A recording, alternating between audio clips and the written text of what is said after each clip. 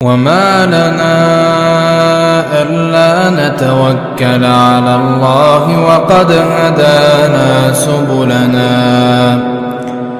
ولنصبرن على ما آذيتمونا وعلى الله فليتوكل المتوكلون. Melanjutkan kembali pelajaran kita terhadap hadis Nabi Shallallahu Alaihi Wasallam yang dibawakan oleh Al Imam An-Nawawi rahimahullah di dalam kitab beliau Riyadhus Shalihin, yang mana pada pertemuan yang lalu disampaikan oleh Ustadz Zaidan hafizahullah sudah masuk ke dalam pembahasan ikram ahli baitin Nabi Shallallahu Alaihi Wasallam, bab tentang memuliakan ahli bait Nabi, keluarga Nabi Shallallahu Alaihi Wasallam, wa bayan fadlihim, dan penjelasan tentang keutamaan mereka. Dan juga alhamdulillah telah disampaikan oleh Ustadz Zaidan penjelasan tentang hadis Ghadir Khum, di mana Nabi Shallallahu Alaihi Wasallam berwasiat kepada kaum muslimin, yang Nabi SAW menyampaikan ayyuhan nas, disampaikan kepada semuanya, amma ba'du ala ayyuhan nas, wahai sekalian manusia. Nah, di dalam penggalan khutbahnya Nabi SAW, Nabi SAW memberikan wasiat fahatha ala kitabillah. Beliau berwasiat untuk berpegang teguh dengan kitabullah. Kemudian Nabi SAW mengatakan udzakkirukumullahu fi ahli baiti, dan itu diulang-ulang oleh Nabi SAW sebagai bentuk penekanan. Udzakkirukumullahu fi ahli baiti, saya ingatkan kalian, saya wasiatkan kalian untuk memperhatikan ahli baiti, itu keluargaku. Kemudian diulang oleh Nabi SAW, yang mana memperhatikan hak kaum muslimin pada umumnya itu adalah perkara yang diperintahkan oleh syariat. Nah, dalam hal ini Nabi SAW memberikan penekanan untuk memperhatikan keluarga Nabi SAW itu lebih dibandingkan yang lain. Artinya kedudukan keluarga Nabi SAW ini jika dibandingkan dengan kaum mukminin yang lain ada kedudukan tersendiri, yaitu kedekatan mereka secara nasab dengan Nabi Muhammad SAW. Nah, yang menyampaikan hadis ini yaitu Zaid ibn Arqam radhiyallahu an. Ketika beliau ditanya siapa sih yang dimaksud dengan ahlu baitnya Nabi SAW, alaysa nisa'uhu min ahli baitihi, bukankah istri Nabi itu adalah ahlu baitnya Nabi? Beliau tidak menyangkal itu. Iya, benar, istri-istri Nabi adalah ahlul baitnya Nabi SAW, keluarga Nabi SAW. Dan nanti akan kita lihat ayatnya, dan itu ayat yang pertama kali dibawakan oleh Al-Imam An-Nawawi. Itu adalah dalil bahwasanya istri Nabi adalah bagian dari ahlu baitnya Nabi SAW. Surah Al-Ahzab ayat 33 itu nanti akan kita baca insyaallah biidznillah. Kemudian setelah ditanya demikian, Zaid bin Arqam yang menyaksikan khutbahnya Nabi itu kemudian mengatakan walakin ahlu baitihi man hurimas sadaqata ba'dah. Ahlu baitnya Nabi adalah mereka-mereka yang diharamkan untuk mengambil sedekah setelah Nabi SAW, itu sepeninggal Nabi SAW. Qala wa man hum, siapa mereka? Qala alu Ali, mereka adalah keluarganya Ali bin Abi Thalib, anak keturunannya Sayyidina Ali bin Abi Thalib radhiyallahu anhu. Wa alu Aqil, anak keturunannya Aqil, dan kemudian anak keturunannya Ja'far ibn Abi Thalib. Kemudian anak keturunannya Abbas ibn Abdul Muttalib. Qala kullu haula'i hurima as-sadaqah, masing-masing dari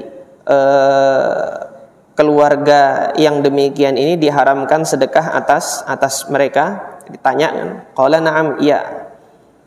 Ketika Zaid bin Arqam ditanya apakah mereka itu diharamkan sedekah atas diri mereka, iya, diharamkan. Rawahu Muslim. diriwayatkan oleh Al-Imam Muslim di dalam sahihnya.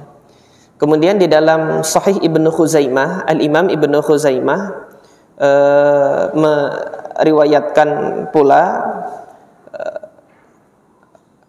hadis lain tentang keharaman sedekah terhadap ahli baitnya Nabi Shallallahu Alaihi Wasallam. Hadisnya panjang, yang mana ringkasan ceritanya itu untuk hadis yang disahihkan oleh Ibnu Khuzaimah di dalam sahihnya ini, Abbas ibn Abdul Muttalib dan kemudian bersama dengan Rabi'ah ibnul Harith, keduanya itu mendatangi putra mereka berdua yang paling tua.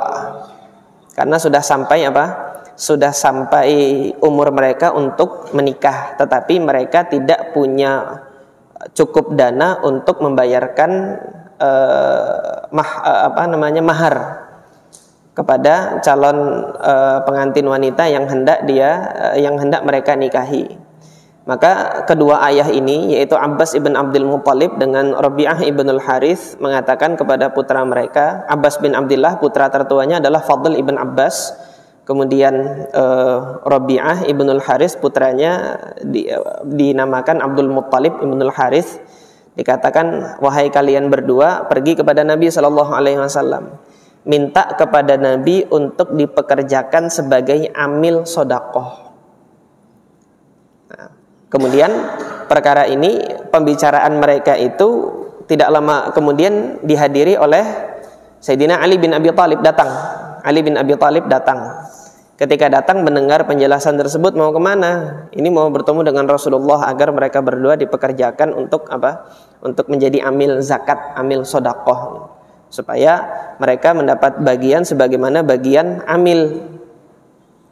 Nah, maka kata Ali bin Abi Thalib, tidak boleh ini. Rasulullah sudah mengharamkan itu bagi keluarganya. Nah, kata Ali bin Abi Thalib radhiyallahu an. Nah, kemudian Rabi'ah mengatakan kepada Ali bin Abi Thalib, ente ini ngomong begini hasad aja sama kita gitu loh. Innama qulta hadza min hasadika, karena sebab hasad kamu, dengki kamu kepada kami. Engkau kan sudah mendapati yang terbaik dari Rasulullah, yaitu sudah menikahi putrinya. Nah, ini sekarang kita masa untuk menjadi amil zakatnya aja nggak boleh begitu kan. Nah, sudah diberitahukan oleh Ali bin Abi Thalib. Kemudian Ali bin Abi Thalib mengamparkan ridaknya dan kemudian duduk di rumah tersebut. Sudah, kalau nggak percaya, engkau berdua pergi datangi Rasulullah SAW, tanyakan tentang perkara ini. Saya di sini masih duduk. Sampai kalian berdua kembali, baru saya akan berangkat. Anda dengar sendiri dari Rasulullah SAW. Kalau nggak percaya dari saya.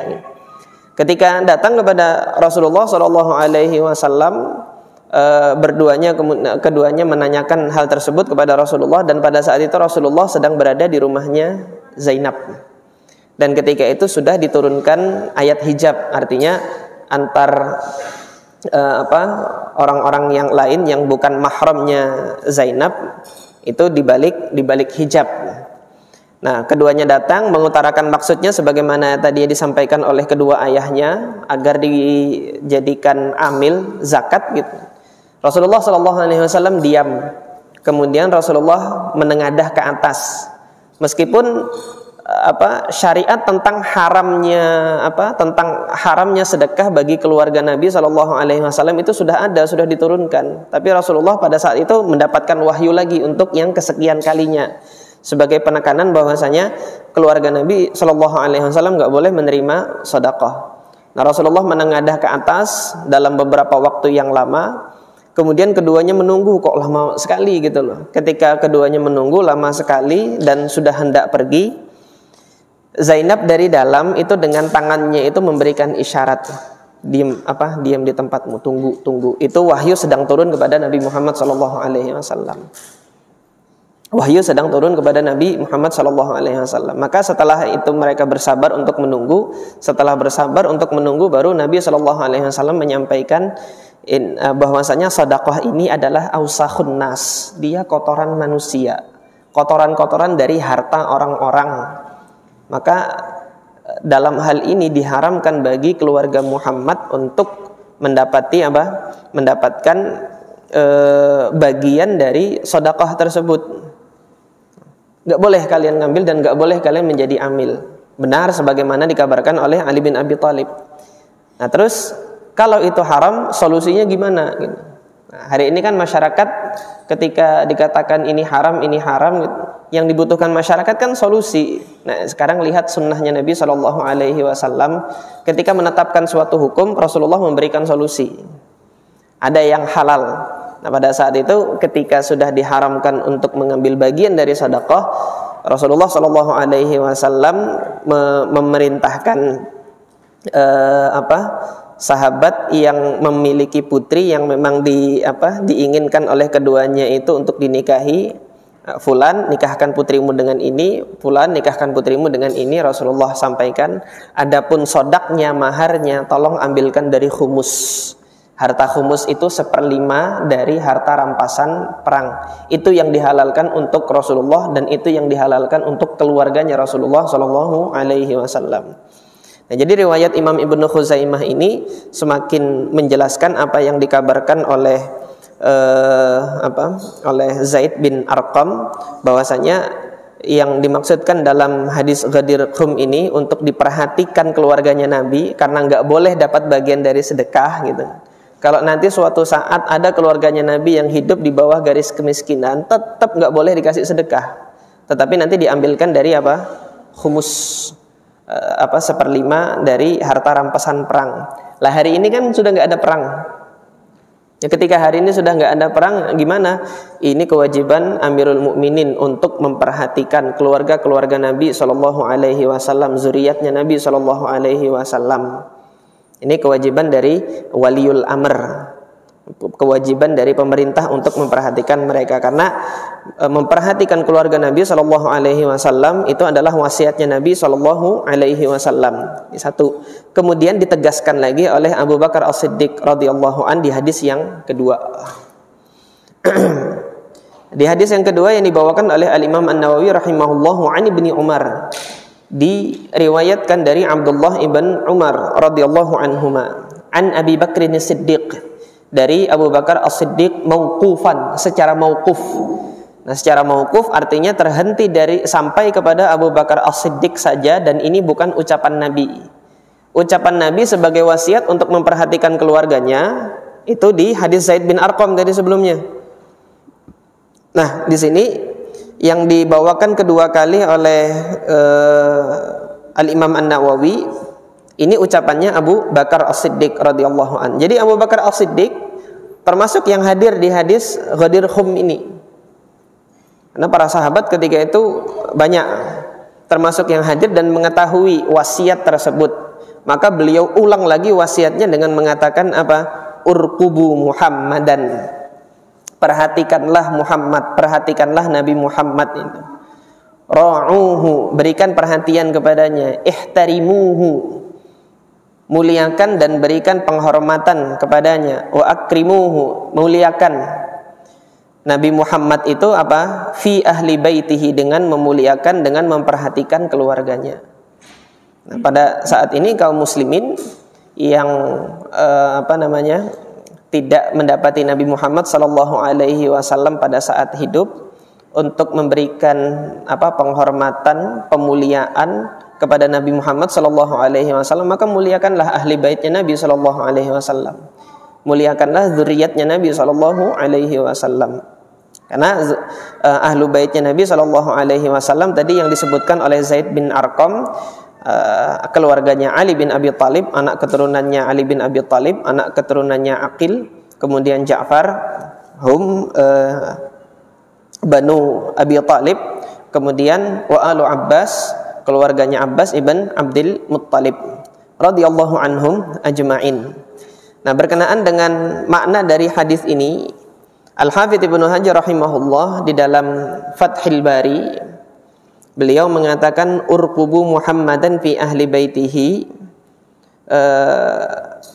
Pertama, perintah ini oleh Abu Bakar ditujukan kepada siapa? Yukhatibu bidzalikan nas wa yusihim bihi. Abu Bakar radhiyallahu an menunjukkan seruan ini itu kepada seluruh manusia, kepada seluruh orang, seluruh kaum muslimin, maka tanpa ada terkecuali. Ini ditujukan untuk seluruh kaum muslimin umum, bagi seluruh kaum muslimin wasiat ini. Dan apa arti urqubu? Urqubu itu muraqabah. Antum kan telah mengetahui di antara malaikat yang wajib diimani, di antara nama-namanya yang dikabarkan oleh Allah Subhanahu wa taala dalam kitabnya, yaitu malaikat raqib. Raqib itu karena dia dekat dan selalu memperhatikan. Oleh karena itu diberi nama raqib, senantiasa memperhatikan. Jadi urqubu itu perhatikanlah, muraqabah li syai' itu al-muhafadzah, jaga, perhatikan. Memperhatikan untuk memberikan penjagaan. Al-muraqabah li syai', kata Al-Hafidz Ibnu Hajar, al-muraqabah fi syai', al-muraqabah li syai' maknahu al-muhafadzah alaih, yaitu memberikan penjagaan dengan memperhatikan. Yaqulu ihfadhuhu fihim, jagalah Nabi Muhammad dengan menjaga keluarganya. Fala tu'dhuhum, jangan menyakiti mereka, jangan menzalimi mereka, jangan menyakiti hati mereka, jangan menzalimi mereka. Wala tusi'u ilaihim, janganlah kamu berbuat berbuat buruk kepada keluarga Nabi Muhammad SAW, kepada anak keturunannya Nabi Muhammad SAW, jangan menzalimi mereka. Ini makna ucapan Abu Bakar yang disampaikan oleh Al-Hafidz Ibnu Hajar rahimahullah. Dari hadis ini, dari ucapannya Abu Bakar ini, kita mengetahui bahwasanya para sahabat itu adalah orang yang paling depan, berada di baris paling depan untuk menjaga keluarganya Nabi SAW. Penghulu mereka Sayyidina Abu Bakar As-Siddiq radhiyallahu anhu. Sahabat terbaik Nabi SAW, keluar dari lisan beliau perintah untuk menjaga ahlu baitnya Nabi SAW. Nah, yang demikian ini tentunya merupakan suatu hal yang tidak benar kalau Sayyidina Abu Bakar itu dituduhkan sebagaimana tuduhannya orang-orang Syiah Rafidah, bahwasanya Abu Bakar itu telah menzalimi ahli baitnya Nabi. Enggak. Ini keluar dari lisan beliau perintah untuk menjaga ahli bait Nabi SAW dari beliau. Dan para sahabat adalah adalah generasi yang paling tahu tentang hak-haknya ahlu baitnya Nabi SAW. Dan ini kita lihat penghulunya adalah Abu Bakar As-Siddiq radhiyallahu anhu.